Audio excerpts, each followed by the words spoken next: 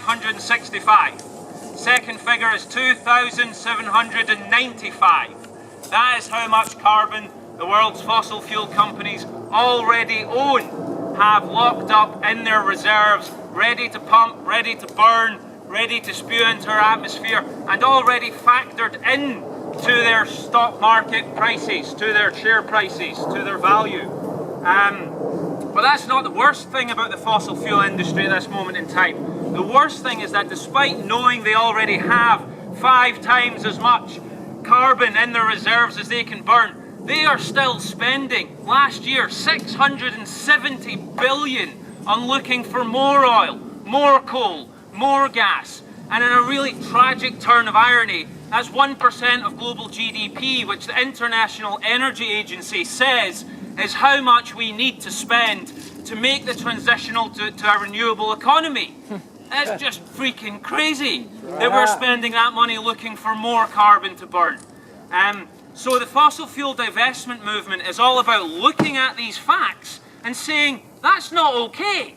That's really, really not okay. It's not okay to profit from companies that go to the Arctic and drill anymore. It's not okay to profit from companies like BP, who spill 200 million gallons of oil in the Gulf of Mexico and lie about it as best they can. It's not okay to profit from companies that fight and oppose action on climate change. It's not okay to profit from companies like Exxon, who have known about climate change since 1977 and lied about it and spent hundreds of millions denying its existence. So that's what divestment's about. It's about standing up, saying what side you're on, and saying this is not okay, and we are going to make a stand by refusing to profit from these odious business models. And this odious is business. And the power of divestment is that in 35 days, our world's leaders are coming together in Paris. And this is our best hope at actually achieving a global climate deal, at actually saving our planet.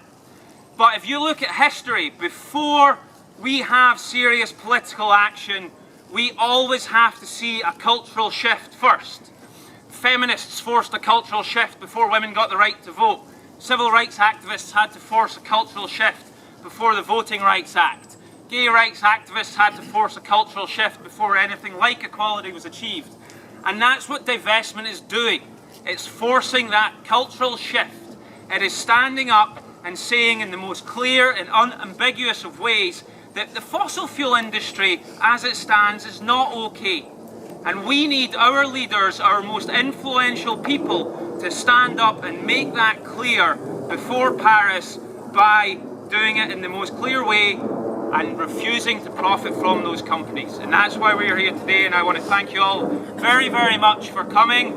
And next up is Alex Lenferna, is a lead organizer from Univ Divest, the successful divestment movement and campaign that has got the University of Washington to do a whole lot of great things. And Alex is going to talk about the success of that campaign and a little bit more about divestment in general.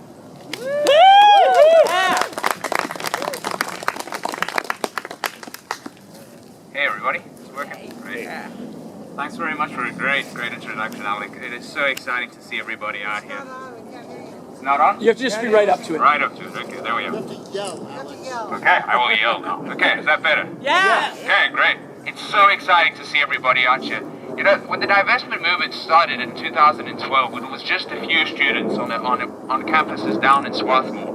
And really it started off in such a small way, with just a group of students saying we do not want to profit from mountaintop coal removal. And the growth of the movement has been absolutely incredible, the fastest growing divestment movement in history, and it has swept across the country with hundreds of campaigns. It's moved to Australia, to Europe, to South Africa, to the Philippines, across the globe. So what we're part of right now is really this global movement where people are coming together and saying we no longer want to be part of this odious business model, to quote Alec. And what's really exciting is, you know, along the way you always get people like Bill Gates and you get people like the fossil fuel industry who tell you, well, divestment really does nothing in the long run, right? It's just a symbolic act, and even the symbolism is just like overdrawn. But really, when you look behind some of the PR and the smoke screens that the fossil fuel industry is putting up around divestment, they're releasing bogus reports saying that it's going to lose you money. They're releasing all sorts of real propaganda saying this isn't going to affect them.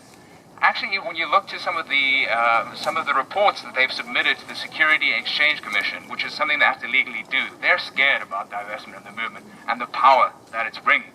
Because divestment has the power to shift cultural norms, and every single divestment movement in the past has allowed us to introduce legislation to restrict the offending industry, and in this case, the fossil fuel industry, right? And even more, by exposing the carbon bubble, by exposing the fact that the fossil fuel industry's business model is out of line with a safe future, what we're doing is we're shifting the cultural and the market norms. And there was a report that just came out 2 days ago that says about 2/3 of investors are starting to divest from fossil fuels because of risks that they perceive in terms of the carbon bubble. And so what we're seeing now is this broader cultural shift that's being driven by the divestment movement. On campus at UW, they told us, we're not going to divest because, we want to stay engaged with these companies, right? We want to do shareholder advocacy. It said that some polite discourse would allow us to shift these business models. But the thing is, if you look to the history of what these industries have done, they funded misinformation. They're still funding misinformation. They moved from scientific misinformation.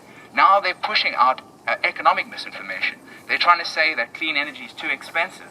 When you have even some of the foremost economists telling us that shifting to a clean energy future is going to save us trillions of dollars, give us clean air, clean water, right?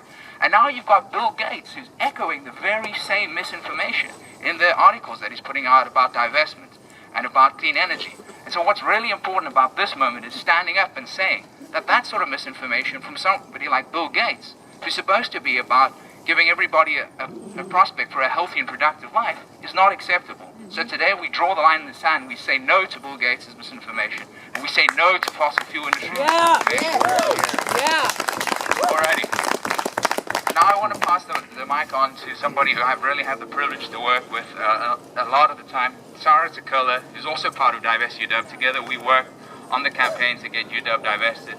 She is a real activist in so many different ways, heading up the Black Lives Matter movement on campus, outside of campus. Is involved in great groups like Got Green, who are fighting for climate justice.